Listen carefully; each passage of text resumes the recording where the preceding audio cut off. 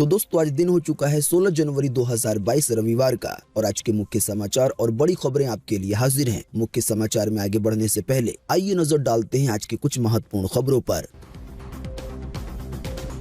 Mobile के recharge plan फिर हो सकते हैं महंगे, इससे जुड़ी आई है बड़ी खबर। देश के सबसे बड़े बैंक यानी कि SBI की तरफ से आई बड़ी खबर। भारतीय स्टेट बैंक ने दी है अपने ग्राहकों को बड़ी खुशखबरी।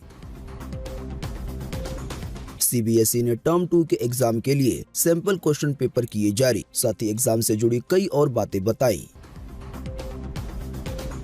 गूगल क्रोम यूजर के लिए बड़ी खबर। फिलहाल अपडेट ना करें अपना क्रोम ब्राउजर, वरना कंप्यूटर में आ सकता है खतरनाक वायरस जो कि आपकी पूरी फाइलों का एक्सेस हैकरों तक पहुंचा सकता है और इससे हो सकता है आपका भारी नुकसान। चाइनीज मांझे से पतंग उड़ाना हो सकता है बेहद ही खतरनाक। अभी हाल ही में ऐसे मांझे से एक युवती की इतनी गर्दन कट गई कि उसकी मौके पर ही मौत हो गई। इसके लिए मामला कर लिया गया है दर्ज, की जाएगी आगे की कार्रवाई। अब हर साल 16 जनवरी को मनाया जाएगा नेशनल स्टार्टअप डे। प्रधानमंत्री मोदी ने किया है इसका ऐलान, अभी बताएंगे इससे जुड़ी अधिक जानकारी। देश में लगातार चौथे दिन मिले 2 लाख से ज्यादा नए मरीज कोरोना वायरस के। दिल्ली मुंबई में रोजाना मिलने वाले मामले कम हुए हैं, लेकिन अब देश के दूसरे राज्य जैसे कि उत्तर प्रदेश वगैरह में कोरोना मचा रहा है तबाही। वनडे T20 के बाद विराट कोहली ने टेस्ट मैच की कप्तानी भी छोड़ी। अचानक ऐसा ट्वीट करके लोगों को चौंकाया। तो दोस्तों आज के इस मुख्य समाचार में हम आपको इन्हीं सब और इसी तरह की और भी बड़ी खबरों के बारे में बताने वाले हैं। इसी की वजह से वीडियो को थोड़ा सा भी ना भगाएं और देखिए ध्यान से आखिर तक, ताकि कोई भी जानकारी मिस ना हो। वीडियो में बढ़े आगे इससे पहले बस आपसे एक छोटी सी रिक्वेस्ट है कि वीडियो को लाइक कर दे और शेयर कर दे, क्योंकि आपका लाइक और शेयर करना ही होता है हमारी मेहनत का फल। तो आइए बिना देर किए चलते हैं सीधे आज की पहली बड़ी खबर की तरफ।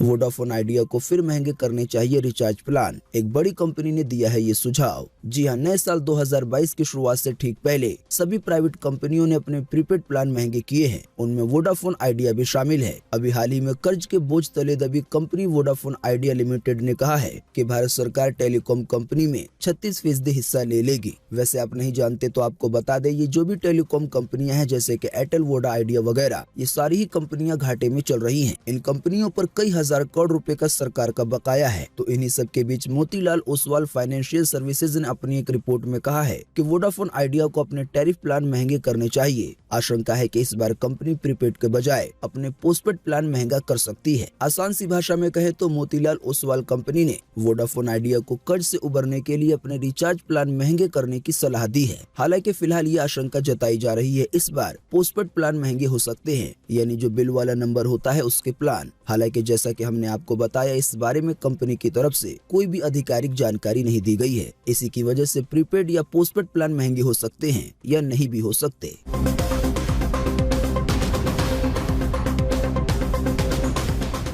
SBI ग्राहकों के लिए बड़ी खुशखबरी। पहले से बढ़ गई FD की ब्याज दरें। आइए बताएं ज्यादा जानकारी। जी हां, अगर आपका अकाउंट देश के सबसे बड़े बैंक यानी कि भारतीय स्टेट बैंक में है तो ये खबर आपके लिए किसी खुशखबरी से कम नहीं है। दरअसल SBI ने बीते शनिवार को फिक्स डिपॉजिट यानी कि FD की ब्याज दरों में बढ़ोतरी का ऐलान किया है। आपको बता दें, इसी तरह का ऐलान अभी हाल ही में HDFC बैंक की तरफ से भी किया गया था। SBI की वेबसाइट के मुताबिक बैंक ने 1 साल या इससे ज्यादा और 2 साल के कम अवधि के फिक्स डिपॉजिट पर ब्याज दर को बढ़ाया है। बैंक ने इस अवधि के FD पे ब्याज की दर को 10 बेसिस पॉइंट यानी कि 0.10% तक की बढ़ोतरी की है। बिल्कुल आसान सी भाषा में कहें तो अगर आप SBI बैंक में 1 साल से ज्यादा और 2 साल से कम की FD करवाते हैं तो पहले इस पे 5% का ब्याज मिलता था, लेकिन अब इस ब्याज को बढ़ाकर 5.1% कर दिया गया है। साथ ही जानकारी मिली है कि ये नई दरें 15 जनवरी 2022 से प्रभावी हो गई हैं।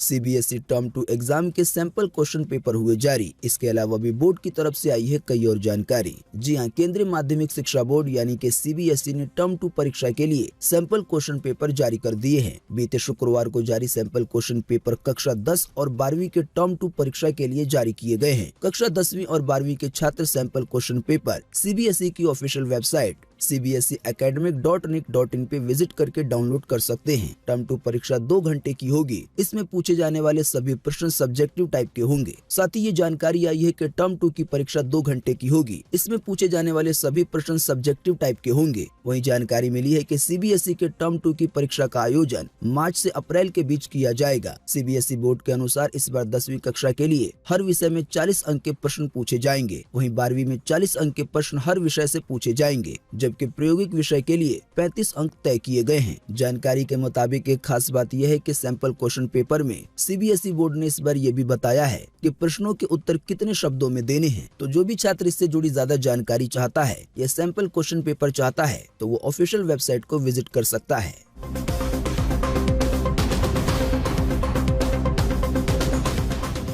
गूगल क्रोम यूजर के लिए बड़ी खबर। फिलहाल अपने ब्राउजर को अपडेट ना करें, वरना कंप्यूटर में आ सकता है खतरनाक वायरस और फिर आप हो सकते हैं ब्लैकमेलिंग के शिकार। जी हाँ, जब भी कंप्यूटर, स्मार्टफोन या दूसरे डिवाइस अपडेट होते हैं तो वो पहले से बेहतर हो जाते हैं, यानी उसका सिक्योरिटी लेवल अपडेट होता है, बग को फिक्स कर दिया जाता है। फोन में, कंप्यूटर में अगर कोई वायरस होता है तो अपडेट करने के बाद उससे सुरक्षा मिल जाती है। हालांकि गूगल के क्रोम ब्राउजर का अपडेट लोगों की मुसीबतें बढ़ा रहा है। ये जानकारी फिलहाल के लिए है। जानकारी मिली है फिलहाल क्रोम ब्राउजर को अपडेट करने के बाद सिस्टम में एक रैंसमवेयर आ रहा है जो यूजर के डेटा को नुकसान पहुंचा रहा है। gbhackers.com की रिपोर्ट के मुताबिक गूगल क्रोम और माइक्रोसॉफ्ट के एज के अपडेट के बाद सिस्टम में मैग्नीबर रैंसमवेयर आ रहा है। इसी की वजह से फिलहाल के लिए ये सलाह दी गई है कि अगर आपको क्रोम ब्राउजर में या माइक्रोसॉफ्ट एज ब्राउजर में अपडेट का ऑप्शन मिलता है तो उसे अपडेट ना करें। असल में यूजर अभी जैसे ही क्रोम को अपडेट कर रहे हैं तो इससे जुड़ा एक एक्सटेंशन डाउनलोड हो जाता है जो कि आपके एक्टिव किए बिना ही बैकग्राउंड में एक्टिव रहता है और चुपके आपकी फाइल का बैकअप बनाता रहता है, यानी कि जो फाइलें आपके कंप्यूटर में हैं। बैकअप बनने के बाद फिर इन सभी फाइलों का एक्सेस हैकर को मिल जाता है। जानकारी के मुताबिक फिर इन्हीं फाइलों के दम पर हैकरों की तरफ से यूजर को ब्लैकमेल किया जाता है, उससे फिरौती की रकम मांगी जाती है। तो सावधान रहिए।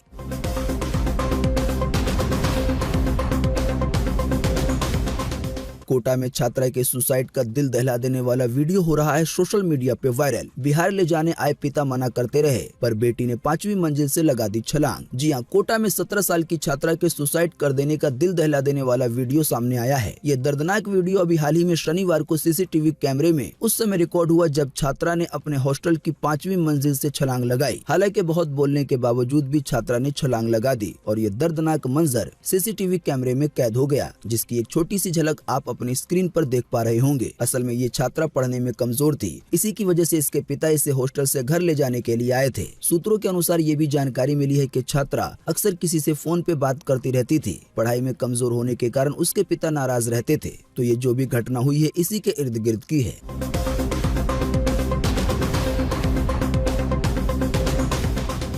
देश के MP के उज्जैन में चाइनीज मांझे ने काटा गला। स्कूटर से जाते समय युवती की गर्दन मांझे में उलझी, वो तड़पती रही, लोग तमाशा देखते रहे, फिर मौके पे ही हो गई मौत। जी हाँ, देश के मध्य प्रदेश के उज्जैन में 20 साल की छात्रा की जान चाइनीज मांझे ने ले ली है। जानकारी के मुताबिक लड़की अपनी ममेरी बहन को साथ लेकर स्कूटर से जा रही थी। 0 पॉइंट ब्रिज पर उसकी गर्दन में मांझा उलझ गया और उसका गला कट गया। यानी कि फिलहाल जो चाइनीज मांझे आ रहे हैं वो किसी चाकू से कम नहीं है। गला कटने की वजह से उसकी मौके पर ही मौत हो गई। आप सोच सकते हैं कि मांझा कितना ज्यादा खतरनाक होगा। फिलहाल जानकारी है कि पुलिस ने इस घटना में केस दर्ज कर लिया है। लड़की के साथ साथ में जो बहन बैठी थी उसको भी कुछ चोटें आई हैं। बहन का कहना है कि हादसे के बाद नेहा मौके पर काफी देर तक तड़पती रही पर उसकी किसी ने मदद नहीं की। हालांकि इस दौरान खून भी काफी तेजी से फैल रहा था। फिर थोड़ी देर के बाद एक रविंद्र नाम के एडवोकेट आए जिन्होंने उसे अस्पताल पहुंचाया, लेकिन तब तक काफी देर हो चुकी थी।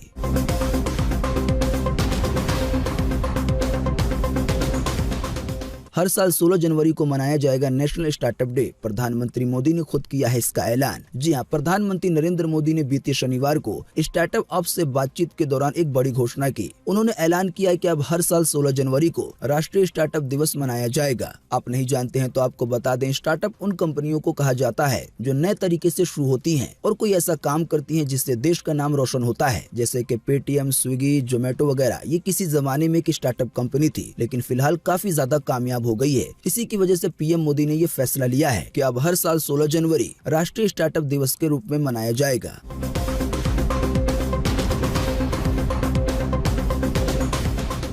देश में लगातार चौथे दिन मिले 2 लाख से ज्यादा नए केस कोरोना वायरस के। एक्टिव केसों की संख्या हुई 15 लाख के पार। जी हां, देश में बीते शनिवार को भी 2 लाख से ज्यादा नए मामले दर्ज किए गए हैं। जानकारी के मुताबिक बीते रोज लगभग 24 घंटे में 2,03,689 नए मामले सामने आए हैं, यानी कि इतने नए मरीज मिले हैं। हालांकि अच्छी बात ये रही कि इसी दौरान 81,512 लोग ठीक भी हुए हैं। साथ ही में 261 लोगों की जान भी गई है। इतनी बड़ी संख्या में नए मामलों के आने की वजह से अब एक्टिव केसों की संख्या, यानी कि जिन मरीजों का इलाज चल रहा है, उनकी संख्या 15 लाख के आंकड़े को पार कर गई है। वैसे आपको बता दें, बीते रोज के मामलों में राजधानी दिल्ली और मुंबई को थोड़ी सी राहत मिली है, यानी कि नए आने वाले रोजाना के मामले थोड़े कम हुए हैं। लेकिन दूसरी तरफ जो देश के दूसरे राज्य हैं, वहाँ पे कोरोना के मामले काफी तेजी से बढ़ रहे हैं। इसकी ज्यादा जानकारी देखें अगली खबर में।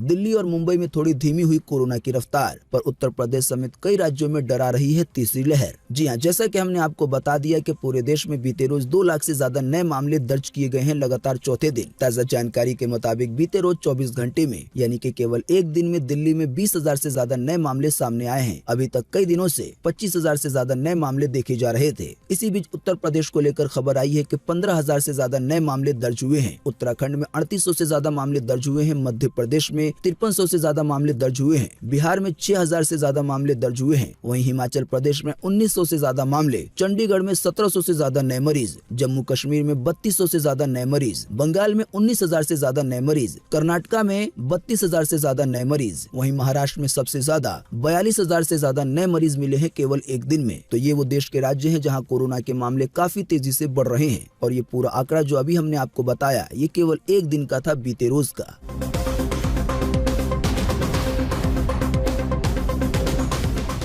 चुनाव के प्रचार पे लॉकडाउन रहेगा जारी, यानी कि राजनीतिक पार्टियां रैलियां वगैरह नहीं निकाल सकती। इस बैन को चुनाव आयोग ने 7 दिन के लिए और बढ़ाया। जी हां, 5 राज्यों में होने वाले विधानसभा चुनाव में प्रचार में ढील दी जानी चाहिए या नहीं, इस पर चुनाव आयोग की समीक्षा, यानी कि बैठक के बाद नतीजा आ गया है। कोरोना के बढ़ते मामलों को देखकर चुनाव आयोग ने ये फैसला किया है कि रैलियों पे जो रोक लगाई गई है, उसे 22 जनवरी तक के लिए बढ़ाया जाए। हालांकि इसके साथ ही पार्टियों को इंडोर मीटिंग, यानी कि घर के अंदर या किसी हॉल के अंदर 300 लोगों के साथ, या जो हॉल की क्षमता है उसके 50% लोगों के साथ बैठक वगैरह करने की अनुमति दे दी गई है। लेकिन फिलहाल राजनीतिक पार्टियां किसी भी तरह की रैलियां वगैरह नहीं निकाल सकेंगी और न ही कोई जनसभा कर सकेंगी। आपको बता दें, ये फैसला इसलिए लिया गया है क्योंकि केवल 6 दिन में उत्तर प्रदेश में 150% के हिसाब से मामले बढ़े हैं कोरोना के। इसी तरह से पंजाब में 112% के हिसाब से मामले बढ़े हैं।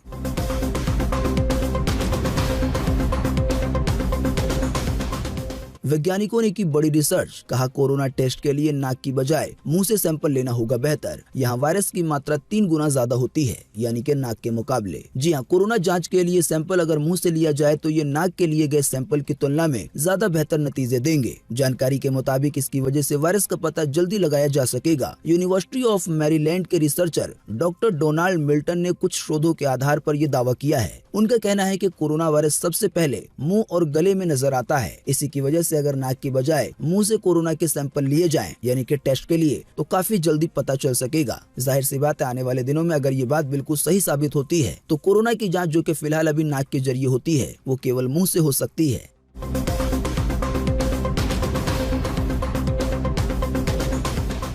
भारत का जीत के साथ हुआ आगाज, दक्षिण अफ्रीका को बीते रोज के मैच में 45 रन से हराया। जी हां, भारत ने 2022 अंडर 19 विश्व कप का आगाज जीत के साथ किया है। गयाना के प्रोविडेंस स्टेडियम में खेले गए टूर्नामेंट के अपने पहले मैच में टीम इंडिया ने दक्षिण अफ्रीका को 45 रन से हरा दिया। टॉस हारकर पहले बल्लेबाजी करते हुए भारतीय टीम ने 40 ओवर 5 बॉल में 232 रन बनाए। हालांकि इसके जवाब में दक्षिण अफ्रीका की टीम 45 ओवर 4 बॉल में केवल 187 रन बना सकी, यानी कि पूरी टीम ऑल आउट हो गई। क्रिकेट की जगत से जुड़ी देखें एक बड़ी खबर अगली खबर में।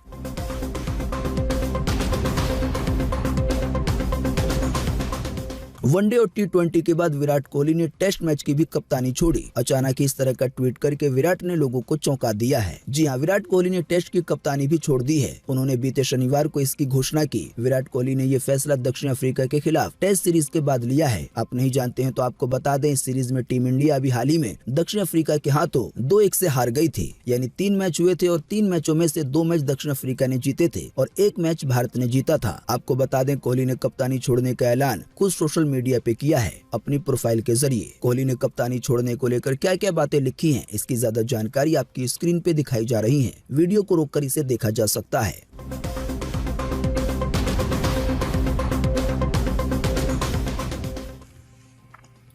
ई कॉमर्स और डिलीवरी सेवा वालों के लिए ई वाहन यानी कि इलेक्ट्रिक वाहन होंगे अनिवार्य। यह है दिल्ली सरकार की एग्रीगेटर नीति। जी हां, दिल्ली में अब राइड एग्रीगेटर्स यानी कि ई कॉमर्स और अन्य डिलीवरी सेवा कंपनियों को अपने वाहनों के नए बेड़े में अनिवार्य रूप से इलेक्ट्रिक वाहनों को शामिल करना होगा। यानी कि दिल्ली में ऐसे कंपनियों के लिए ये नियम बनाया जा रहा है, जैसे कि अमेजोन के लिए, स्विगी के लिए या इस तरह की जो भी कंपनियां हैं, तो उन्हें अब 1% के हिसाब से इलेक्ट्रिक व्हीकलों को इस्तेमाल करना होगा, यानी वो गाड़ियां जो बिजली से चार्ज होकर चलती हैं। जानकारी के मुताबिक इस नए नियम पे जनता भी अपनी राय दे सकते हैं। इसके लिए 60 दिनों का समय दिया गया है। पर्यावरण मंत्री गोपाल राय के मुताबिक एग्रीगेटर और डिलीवरी कंपनियों को अगले 3 महीने में सभी 2 पहिए वाहनों में से 10% वाहन ऐसे रखने होंगे जो कि इलेक्ट्रिक हो, और सभी नए 4 पहिए वाहनों में अगले 3 महीने के अंदर 5% ऐसे वाहन होने चाहिए जो कि इलेक्ट्रिक हो। साथ ही आने वाले 2023 तक ये संख्या 50% हो जानी चाहिए। आसान सी भाषा में समझाने के लिए कहें, अगर अमेजोन के पास डिलीवरी करवाने के लिए 100 बाइक है तो उसमें से 50 बाइक इलेक्ट्रिक होनी चाहिए। ये 2023 तक करना है। और 4 पहिया वाहन के लिए ये फैसला लिया गया है कि 25% वाहन 2023 तक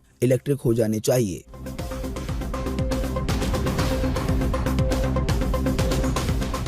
पेट्रोल वाली बाइक को बना सकते हैं इलेक्ट्रिक, यानी कि पेट्रोल के भराने से मिल जाएगा छुटकारा, लेकिन पेट्रोल बाइक को इलेक्ट्रिक में कन्वर्ट कराने में लगते हैं ज्यादा पैसे। आइए बताएं इससे जुड़ी ज्यादा जानकारी। जी हां, जैसा कि हम सब जानते हैं कि अभी पेट्रोल कितना ज्यादा महंगा हो गया है। इसकी वजह से आम जनता को तो काफी दिक्कत झेलनी पड़ रही है, खास करके 2 पहिया वाहनों को या उन लोगों को जो अपनी कारों को सीएनजी पे चलाते हैं और फिलहाल उन्हें पेट्रोल पे चलाना पड़ रहा है। जानकारी के मुताबिक 2 व्हीलर को इलेक्ट्रिक में कन्वर्ट कराने के लिए कई ऐसी कंपनियां हैं जो कि आपकी मदद कर सकती है, जैसे कि बाउंस, जोइंक, गोगो A1। जानकारी के मुताबिक जो इलेक्ट्रिक किट आरटीओ से अप्रूव हो, जिसे आप अपनी बाइक में लगा सकते हैं, तो उसकी कम से कम कीमत 25,000 रुपए से ज्यादा होगी। असल में सबसे ज्यादा खर्च आता है बैटरी में। आसान सी भाषा में कहें तो अगर आप अपनी किसी बाइक को पेट्रोल से इलेक्ट्रिक में कन्वर्ट कराना चाहते हैं तो आपको 30, 35 या 40,000 रुपए तक खर्च करने पड़ेंगे। हालांकि इसके बाद आपको ये फायदा होगा कि आप सिंगल चार्ज में अपनी बाइक को लगभग 150 किलोमीटर तक चला सकेंगे और इसका खर्च बहुत मामूली सा आएगा।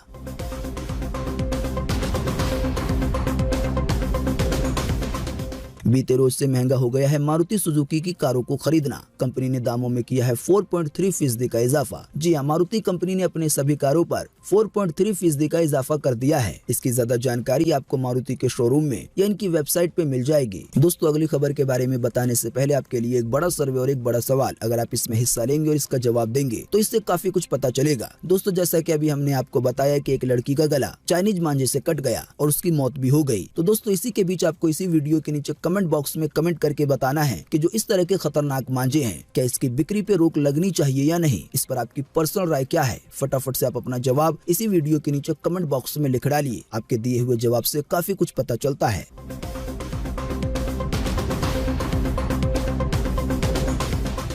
आज 16 जनवरी को पूरे देश में ये रहेगा मौसम का हाल। मौसम विभाग ने जारी किया है मौसम का पूर्वानुमान। जी हां, मौसम विभाग के अनुसार अगले 24 घंटे के दौरान यानी कि आज 16 जनवरी को गंगी पश्चिम बंगाल में, मणिपुर में, मिजोरम में, अरुणाचल प्रदेश के त्रिपुरा भागों में और तटीय उड़ीसा में हल्की से मध्यम बारिश की संभावना है। इसके अलावा आंतरिक उड़ीसा में, छत्तीसगढ़ में, तटीय आंध्र प्रदेश के कुछ हिस्सों में, तमिलनाडु के अलग अलग हिस्सों में हल्की बारिश आज हो सकती है। इसके अलावा गिलगित बल्टिस्तान में, मुजफ्फराबाद में, जम्मू कश्मीर के भी ऊपरी इलाकों में हल्की बारिश की संभावना जताई गई है। इसके अलावा पंजाब में, हरियाणा में, उत्तरी राजस्थान में, साथ ही दिल्ली में, उत्तर प्रदेश में, बिहार में, इसके अलावा उत्तर पूर्व भारत में मध्यम से घने कोहरे की छाने की संभावना है। आज के लिए मौसम की ये जानकारी थी स्काईमेट वेदर की तरफ से।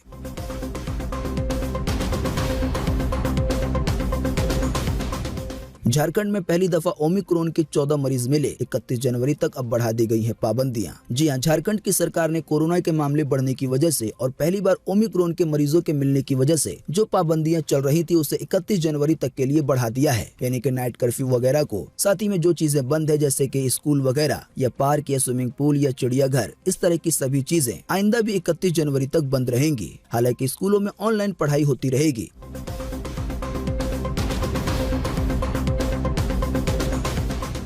लगातार 46 दिनों से पेट्रोल डीजल के दाम है जस के तस, यानी कि नहीं हुई है कोई बढ़ोतरी। जी हां, लगातार 46 दिनों से पेट्रोल के दामों में कोई भी कमी या बेसी नहीं की गई है। फिलहाल आपको 1 लीटर पेट्रोल राजधानी दिल्ली में 95 रुपए 41 पैसे का मिलेगा, तो वहीं आपको 1 लीटर डीजल 86 रुपए 67 पैसे का मिलेगा राजधानी दिल्ली में। मुंबई, कोलकाता, चेन्नई के ताजा दाम आपकी स्क्रीन पर है, वीडियो को रोककर इसे देखा जा सकता है। तो दोस्तों, आज 16 जनवरी 2022 के यही मुख्य समाचार और बड़ी खबरें थी। उम्मीद करते हैं इससे आपको काफी कुछ जानकारी मिली होगी। हम बस इसके बदले में आपसे इतना ही चाहते हैं कि आप इस वीडियो को लाइक करें और शेयर करें, क्योंकि आपका लाइक और शेयर करना ही होता है हमारी मेहनत का फल। वीडियो देखने के लिए आपका बहुत बहुत धन्यवाद। Thanks for watching.